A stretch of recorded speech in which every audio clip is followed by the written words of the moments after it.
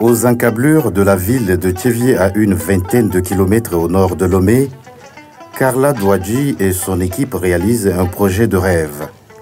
Ici, on parle bio. La promotion du développement durable est le cheval de bataille de cette équipe placée sous la direction de cet enseignant-chercheur à l'université de Lomé. Ce jour-là, visite guidée dans ce centre de formation agro-pastorale et en énergie renouvelable.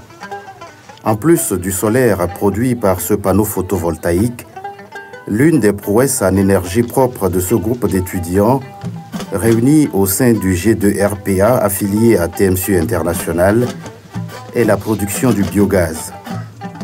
Ici, la matière première est la bouse de vache. Malaxage dans un digesteur et après quelques jours, le gaz est obtenu au bout d'un canal et prêt pour la cuisine et même pour l'éclairage.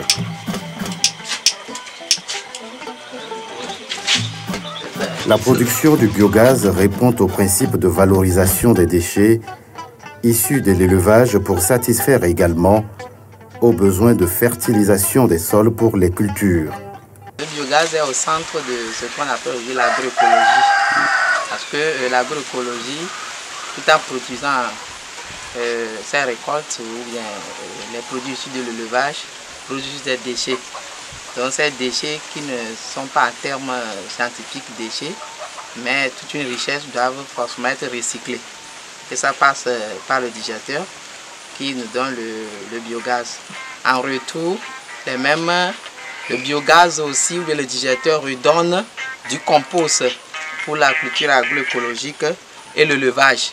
Donc nous disons souvent qu'il est au milieu de tout pour la valorisation des déchets et en retour aussi restituer ce qui est fluent pour encore la production agroécologique. La production agroécologique, un processus complet présenté comme la meilleure alternative face à la raréfaction des ressources. L'équipe de pilotage de ce centre est engagée à vulgariser le savoir-faire et à mettre sur pied des équipements à bas coût destinés notamment à faciliter le mode de vie des populations, surtout en milieu rural. Voici par exemple un dispositif de potabilisation de l'eau à base des rayons solaires et au système de filtrage par granulométrie. Des rayons solaires pour potabiliser de l'eau, mais aussi pour conserver des aliments. Nous découvrons ici ce qui ressemble de loin à une cage, mais en fait il s'agit d'un séchoir qui fonctionne sous l'effet conjugué du solaire photovoltaïque et du solaire thermique. L'avantage avec ce type de séchage, c'est que nous gardons tous les nutriments dans l'aliment, alors que quand c'est fait directement, on perd au moins 25% des nutriments. Donc ici, à cause du fait que les rayons solaires ne vont pas directement sur les aliments, nous pouvons conserver tous les nutriments. Et donc c'est plus pratique, en plus d'éviter les maladies que donnent les mouches, etc. Mettre la protection de l'environnement et la préservation de la biodiversité au cœur des préoccupations. Sur ce site agroécologique émergent plusieurs solutions innovantes dans la dynamique du développement durable. Fabrication du compost pour la fertilisation des sols, des techniques d'irrigation des cultures. Il s'agit ici d'une approche holistique qui englobe tous les secteurs de la vie agro-pastorale. Après 3 ans de mise en œuvre de ce projet, les résultats suscitent l'admiration auprès des visiteurs.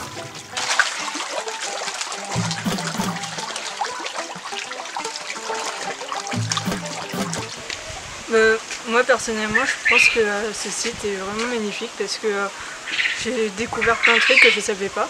Parce que je vis en France et en France il n'y a pas énormément de systèmes. Genre, par exemple, comme on avait vu le digesteur ou le système de pisciculture qui est à l'entrée, ou plein de trucs comme ça. Et aussi, il y a plein de systèmes ici que je ne connaissais pas. Et du coup, j'ai découvert ça ici.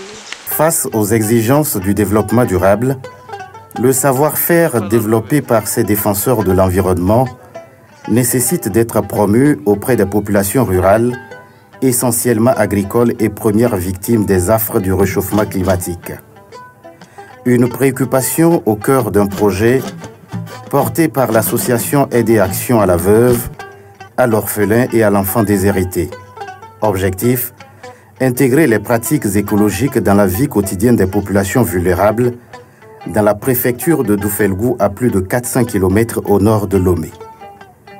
La mise en œuvre de ce projet commence d'abord par une première rencontre de prise de contact avec les bénéficiaires. Face aux formateurs de TMSU International et quelques cadres de la préfecture, des participants venus de plusieurs cantons du milieu.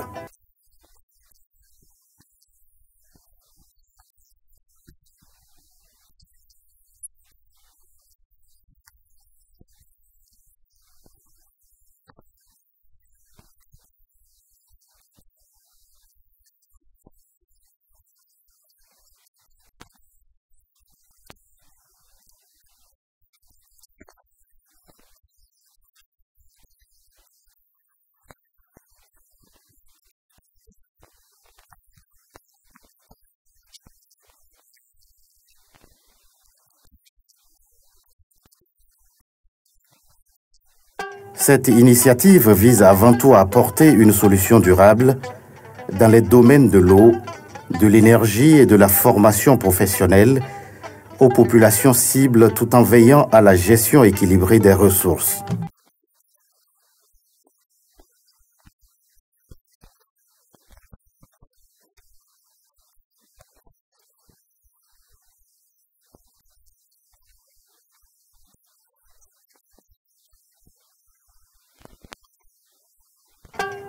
Sensibiliser les populations sur les gestes qui sauvent et qui préservent l'environnement.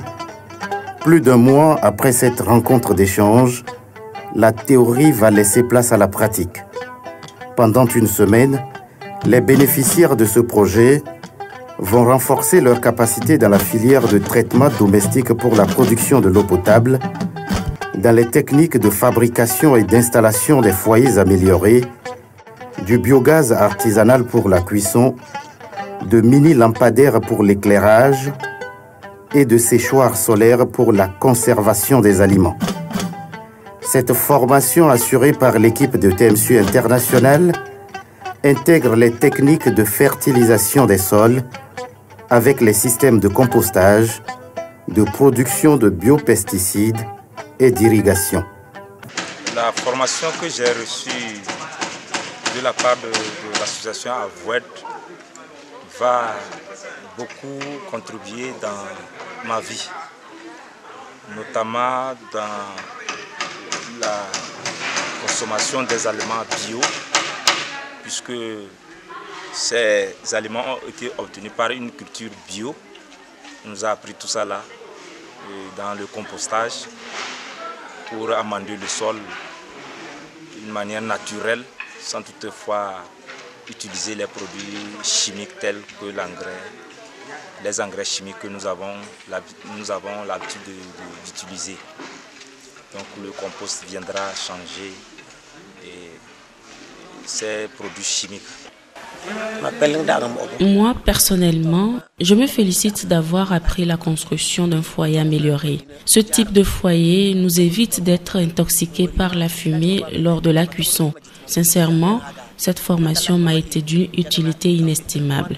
J'ai également appris à fabriquer moi-même le compost pour les cultures.